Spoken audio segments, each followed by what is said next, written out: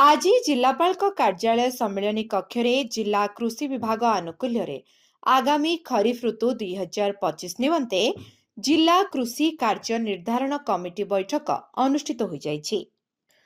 ଏହି ବୈଠକରେ ଅଧ୍ୟକ୍ଷତା କରି ଜିଲ୍ଲାପାଳ ପି ଅନ୍ୱେଷା ରେଡ୍ଡି କହିଲେ, ଯାଜପୁର ଏକ କୃଷି ପ୍ରଧାନ ଜିଲ୍ଲା।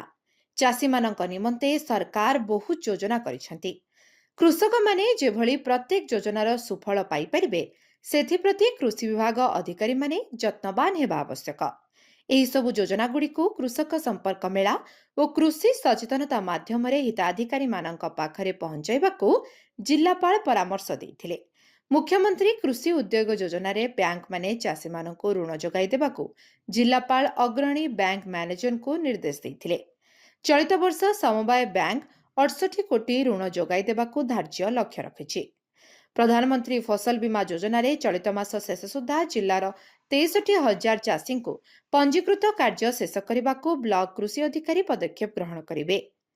ଜିଲ୍ଲା ମୁଖ୍ୟ କୃଷି ଅଧିକାରୀ ଶ୍ରୀ ଅରୁଣ କୁମାର ବେହେରା ସଭା କାର୍ଯ୍ୟକୁ ଆଗେଇ ନେବା ସହ କାର୍ଯ୍ୟସୂଚୀ ଅନୁଯାୟୀ 2025 ମସିହା ଖରିଫ ଫସଲ ନିମନ୍ତେ ହୋଇଥିବା ଲକ୍ଷ୍ୟ ଧାର୍ଯ୍ୟ ସମ୍ପର୍କରେ ପୁଙ୍ଖାନୁପୁଙ୍ଖ ଭାବେ ଆଲୋଚନା କରିଥିଲେ। କାର୍ଯ୍ୟସୂଚୀ ଅନୁଯାୟୀ ଯାଜପୁର ଜିଲ୍ଲାରେ 2025 ମସିହା ସୁଦ୍ଧା ସମୁଦାୟ 10,06,570 ହେକ୍ଟର ଜମିରେ ଧାନ ଚାଷ, ସମୁଦାୟ 1,540 ହେକ୍ଟର ଜମିରେ ମକା ଚାଷ, ସମୁଦାୟ 500 ହେକ୍ଟର ଜମିରେ ମିଲେଟ୍ ଚାଷ, ସମୁଦାୟ 4,990 ହେକ୍ଟର ଜମିରେ ଡାଲି ଜାତୀୟ ଫସଲ ଚାଷ, ସମୁଦାୟ 300 ହେକ୍ଟର ଜମିରେ ତୈଳବୀଜ ଚାଷ, 790 ହେକ୍ଟର ଜମିରେ ଝୋଟ ଚାଷ ଏବଂ ସମୁଦାୟ 2,080 ହେକ୍ଟର ଜମିରେ ମସଲା ଚାଷ କରାଯିବା ନିମନ୍ତେ ଲକ୍ଷ୍ୟ ଧାର୍ଯ୍ୟ କରାଯାଇଛି।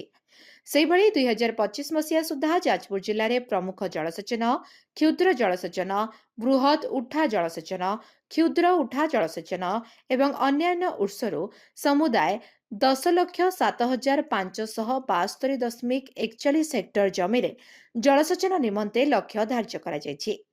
2025-26 ମସିହା ମୃତ୍ତିକା ପରୀକ୍ଷା କରାଯାଇ ବ୍ଲକ ୱାରି 9,614 ନମୁନା ସଂଗ୍ରହ କରାଯିବାର ଲକ୍ଷ୍ୟ ଧାର୍ଯ୍ୟ କରାଯାଇଛି।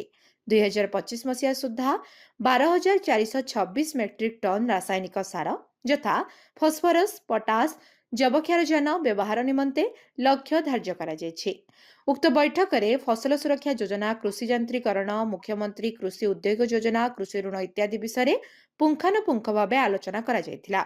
ଏହି ବୈଠକରେ ଅତିରିକ୍ତ ଜିଲ୍ଲାପାଳ ରାଜସ୍ୱ ଶ୍ରୀ ଶିବାନନ୍ଦ ସ୍ୱାଇଁ, ଜିଲ୍ଲା ମତ୍ସ୍ୟ ଅଧିକାରୀ, ଜିଲ୍ଲା ମୁଖ୍ୟ ପ୍ରାଣୀ ଚିକିତ୍ସା ଅଧିକାରୀ, ସହକାରୀ ନିର୍ଦ୍ଦେଶକ, ଉଦ୍ୟାନ କୃଷି ଅଗ୍ରଣୀ ବ୍ୟାଙ୍କ ପରିଚାଳକ ଓ ସମସ୍ତ ଜିଲ୍ଲାସ୍ତରୀୟ ଅଧିକାରୀ ଉପସ୍ଥିତ ରହି ଆଲୋଚନାରେ ଅଂଶଗ୍ରହଣ କରିଥିଲେ।